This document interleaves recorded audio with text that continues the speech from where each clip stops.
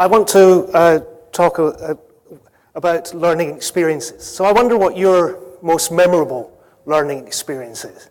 Can you just reflect on that learning experience which is the one that means most to you, the one that you remember greatest, most readily?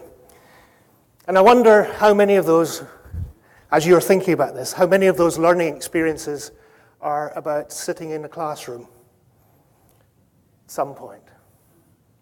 Anybody want to put their hands up? Yay, we've a few. That's good. But I think what my point is not that classrooms are bad. My point is really that learning experiences that are particularly memorable, in my experience, are those which are a bit of a surprise. So when things happen that are out of the ordinary, it may just be the day that your teacher saw the weather was good, not like today's is going to be, but the weather was particularly good, so you went out and you did something different. Or the particular thing where you, during a summer, took part in an event which was learning in a different way from the one that you were used to. And I think that learning by surprise is a great way of learning. And it got me on to thinking about why is it we so enjoy live events? When I know things may go wrong here, but also if it's sport, live sport seems to be a great draw. Things where you're not really sure what the outcome is going to be. And when you have that uncertainty of outcome, you have that opportunity for learning by surprise. Something's happening up here in the background. Do you remember Felix Baumgarten going to do the biggest free fall jump? And I happened to be sitting at my computer at the time, so I thought I would capture it. And I think at this point he's just checking he's got his passport and other travel documents. I don't think he's listening now, but hopefully he'll get on his way soon. But that uncertainty of what was happening there was a tremendous draw and a tremendous excitement. What I'd really like to explore is how can we build some of that uncertainty? How can we build some of that uncertainty into learning that we do? And are there ways in which we can make this happen in class so that we can create more interesting and engaging learning experiences? Clearly, there are some things. I think gamification is going that sort of way. That's why games and learning are interesting.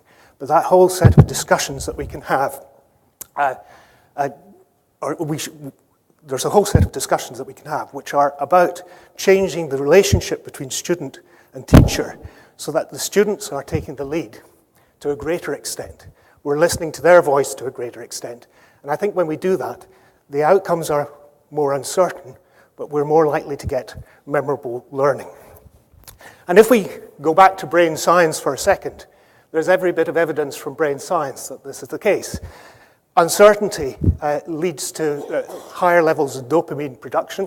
For those that know about these things, I don't, I'm just repeating what's been told to me. Dopamine production helps build the synapses in the brain, which creates links to the neurons, and actually there is brain science that tells us that really works. I think we'll leave Felix to it. It did make me wonder, actually, his name being Felix. If we can switch now to the slides, please. I hope he'll be all right. But with a name like Felix, you sort of imagine that he's bound to land on his feet anyway.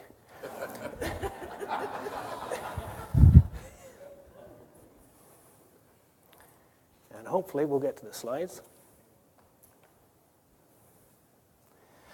So, my concern about education, and we've touched on this yesterday to some extent, is that education has a whole lot of things built around it.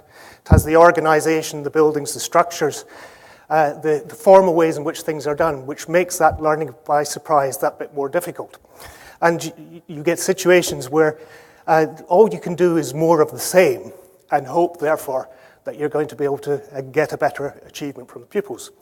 So we need to do things differently. And if you look at the OECD, you get figures which perhaps suggest that this is the case. These are figures showing the levels of interest in science topics and science scores.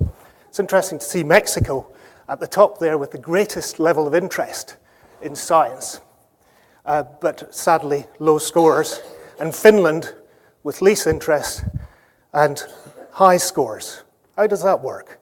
Is that because they're spending more time really making it happen for you, but destroying your interest in science? Or is there something else going on? There's lots of different interpretations we could have of that. That takes me, I want to shift from education to learning. A discussion I had with Ajit Basu from the Agastya Foundation a little while ago, what was the most effective learning device we could think of? And we really came up with it looks something like this. Not the rickshaw, but one of the children on the rickshaw. The most effective learning device is surely a child that has recently learned and mastered their first language. And why do I say that? A child that's learned their first language not only has learned the words and the vocabularies and the grammatical forms of the language, a child that's learned the first language has also just learned to associate conceptual things with language for the first time. That only ever happens once. But I know that's a table, and so I could perhaps say it's a table in many different languages. But the first language you learn, you've got to work out that tables can be all sorts of shapes and sizes. They can be used in multiple different ways. You've got to conceptually understand what's a table at the same time as learning the words. So we should take our hats off to the children of 4, 5, and 6 and just think how amazing they are. They have learned things that I think the rest of us would find exceedingly difficult. And how much do we take account of that when we actually take them into school and start their formal learning? I think what we tend to do is to sweep that aside and think we know of better ways to do it and start again. And that's a great shame. It makes me think of an interview we did recently in Sao Paulo with a young boy called Gustavo. He was 8 years old, and great pleasure to speak to him. And on camera, we interviewed him, and we asked him, tell me, if there's one thing about school that you would change, what is it? And he sat and he thought for a moment, 8 years old, and he said, everything. Which is a bit of a shame, and maybe it's a bit of a cheap shot. But it's, I think it would be good to listen to him, and actually we did a bit of this, to why he thought that and what he would do differently. And I think we would do well to do an awful lot more of that. So I'll take you back to Agastya. And in Agastya, one of the things that they did there was they aimed to build a nation, and when you think there's 1.1 billion of them or so, a nation of curious children, to develop that questioning and that inquiry-led way of working. And one of the challenges they have, because we're dealing with 1.1 billion people, and Agastya is just a small charitable organization, in reaching out, how do you scale? And what they noticed, and I'm going to have to just check, because I keep getting the name wrong. Oh. I want to get her name right. Vasinda was the name of the child. Not this child, but a young Indian girl who was found to be helping and supporting the learners around her and really helping them learn, and just was wonderful at doing that. So Agastya's approach was, I think it can be summed up. I was told they now have 6,000 Vasindas working for Agastya. So they've developed this idea as the child as a tutor and support to the other people around and getting the networking working, which I think is a wonderful thing for the children around for scaling up. And it's also a wonderful thing for the Vasindas who learn more by sharing what they know and supporting the people around them. And Agastya, this small charitable organization, reaches, I think it's 1.7 million children in village India each year. So they're doing something right. Another organization that I've become involved with is the Aspirations Academies Trust, which bases its work on research into the aspirations of the students who are working with it. Russ Quaglia is the leader of that, and the Aspirations Academies are now developing in England. It started in the United States, but it is basing what it does and its teaching on what the student aspirations are. And for any of you who are really wanting to go down the academic route, John Hattie's work in Australia, look at what he says about working with student aspirations. You discover that you can get much greater impact if you start working with their aspirations and helping meet them. So there are pieces of work going on, and there are slides going on. Oh, there we go. One other example that I'd like to draw on where we see good things happening with young people. About 2 or 3 weeks ago, I was in Bucharest doing something completely different, but I came across the Alternative University in Bucharest. The Alternative University in Bucharest has this approach to its curriculum. So you can study anything you like, but what you are taken through is an exploration stage, a stage where you move into action, then you transition and you work towards mastery. And that's what their degree course is about. So in the way you get through that is with support from mentors, with support from the community, and it's, I think, a phenomenal and potentially disruptive model for higher education. So what they're doing is great, and what to me is stunning about that is it was one of the founders who was talking to me about this. And the founders group, or the people working with the Alternative University, are between 18 and 30 years old.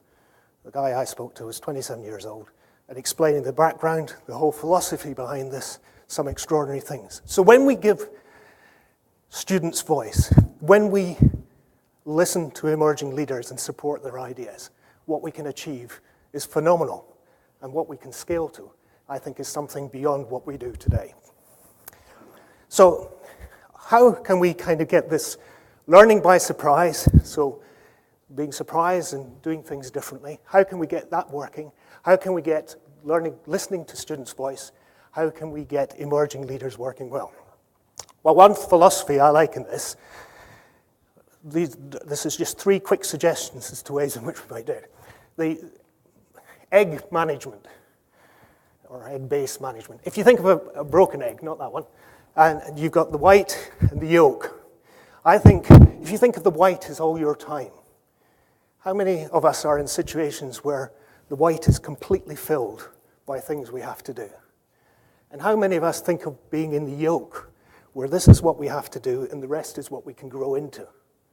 And I think if we're working with students, or we're working in managing things, if we leave space for people to grow into, then we'll find different ways and better ways of working, and actually we'll be able to hook into the enterprise, the imagination, the entrepreneurship of the people that we're working with.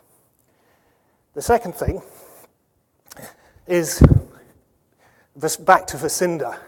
I always like to think this little guy here is teaching his dad a thing or two. That business of we can all be teachers and we can all be learners, that I often said, sort of jokingly, but really, I learned more as a teacher than I learned as a learner. So when I was supposed to be formally learning, I found some things pretty hard, but when I had to try and explain them to other people and try and support other people, it just took on a whole new meaning. And so it's great. So that's another thing I think we can do to make learning better, to create more surprise, and also to succeed better in the models that we have. And the third thing I'm keen on is something that I think we don't do enough of. I like to, and it's an oversimplification, when we're talking about 21st century skills, I often like to think, actually the key ones for me are empathy, humility, and collaboration. We can talk about that another time, but in 18 minutes I don't think I can quite do that.